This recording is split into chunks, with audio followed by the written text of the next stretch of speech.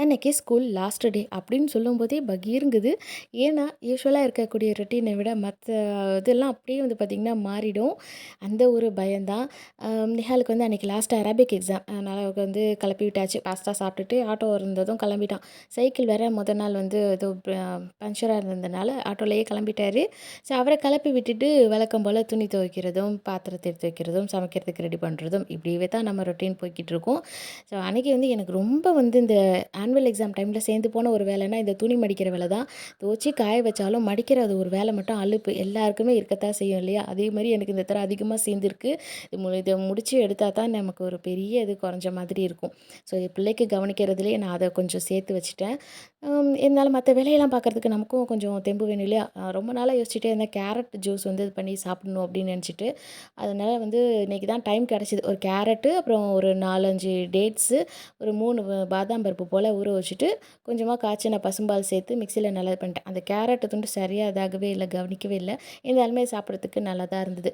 கூட கொஞ்சம் ஹனியுமே சேர்த்து மிக்ஸ் பண்ணிக்கிட்டேன். டேட்ஸோட ஸ்வீட்டுமே அதில கொஞ்சம் நல்லா தான் இருந்தது. இருந்தாலும் கொஞ்சம் ஸ்வீட் இது பண்ணுறதுக்காக ஹனி சேர்த்துக்கிட்டேன். சுகரே ஆட் பண்ணல. கொஞ்சம் நம்மளும் ஹெல்த்தியா நம்மள கவனிச்சுக்கிட்டா தான் லீவ்ல ஃபுல்லா நம்மளுக்கு வந்து அது இந்த நடக்கக்கூடிய பரபரப்பான வேலைகளெல்லாம் பார்க்குறதுக்கு தெம்பு இருக்கும். ஸோ நான் ஒரு கிளாஸ், சும்மா ஒரு கிளாஸ் அழகா வந்து குடிச்சிட்டு, அடுத்த லஞ்ச் வேலையுமே பார்த்துக்கிட்டு இருந்தோம். பருப்பானங்காச்சும் அன்றைக்கி கோழி பொரிச்சு சிம்பிளா வேலைய முடிச்சுக்கிட்டாச்சு. அதுக்குள்ள நிஹாலுமே ஸ்கூல் விட்டு வந்துட்டான். வந்ததும் எனக்கு இந்த கிஃப்ட் வந்து இதுவும் சர்டிஃபிகேட்டும் காட்டினாரு. பிஹே கம்யூனிகேஷன் கிளப் அப்படிங்கிற ஒரு இதுலேருந்து வந்து பார்த்திங்கன்னா, இந்த பேசிக் இங்கிலீஷ் இத பற்றிலாம் கொஸ்டின் ஆன்சர் கேட்டு எக்ஸாம் வச்சுருந்தாங்க. அதில வந்து நிஹால் செகண்ட் பிளேஸ் வந்திருக்காரு. அல்ஹம்துலில்லாஹ் துவா செய்யுங்க எல்லாரும். ஸோ அதுக்கான சர்டிஃபிகேட் தான். அப்புறம் வந்து கிளாஸ்ல மிஸ் வந்து இந்த இது குடுத்துருந்தாங்க. பவுச் ஸ்பைடர்மேன் பவுச்சில வந்து பார்த்திங்கனாக்கா, பென்சில், ஷார்ப்னர், பென் இதெல்லாம் வச்சு அதுவுமே குடுத்துருந்துருக்காங்க. எல்லாத்தையுமே கொண்டு வந்து காட்டிட்டு இருந்தாரு. அன்னைக்கு ஈவினிங் ஒரு ஸ்கூல்ல வந்து ஸ்போர்ட்ஸ் டேக்கு வந்து ப்ரைஸ் இதெல்லாம் குடுத்துருந்தாங்க. பட் முடியல.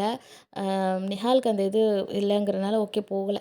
எல்லாம் பார்த்துட்டு இருக்கிறதுக்குள்ள நிஹாலோட இது பார்த்தீங்கன்னா, எப்போ லீவு விடுவாங்க, எப்படா ஃபோன எடுப்போம்னு இருந்தான். ஏன்னா 1 மந்த்துக்கு மேல வந்து பார்த்தீங்கன்னா, அவனுக்கு நான் ஃபோனே குடுக்கவே இல்ல, எடுக்கவே கூடாதுன்னு சொல்லிட்டேன். எக்ஸாம் முடியணுன்ட்டு. லீவு விட்டாச்சு. இனிமே என் ஆட்டம் ஆரம்பம்னு ஆரம்பிச்சுட்டான். இதுக்கு மேல தான் லீவ்ல என்ன ஆகப்போகுது, எப்படி ஆகப்போகுதுன்னு தெரியல. அத சமாளிக்கிறதுக்கே நமக்கு கொஞ்சம் தனி ஒரு தெம்பு வேணும்னு நெனைக்கிறேன்.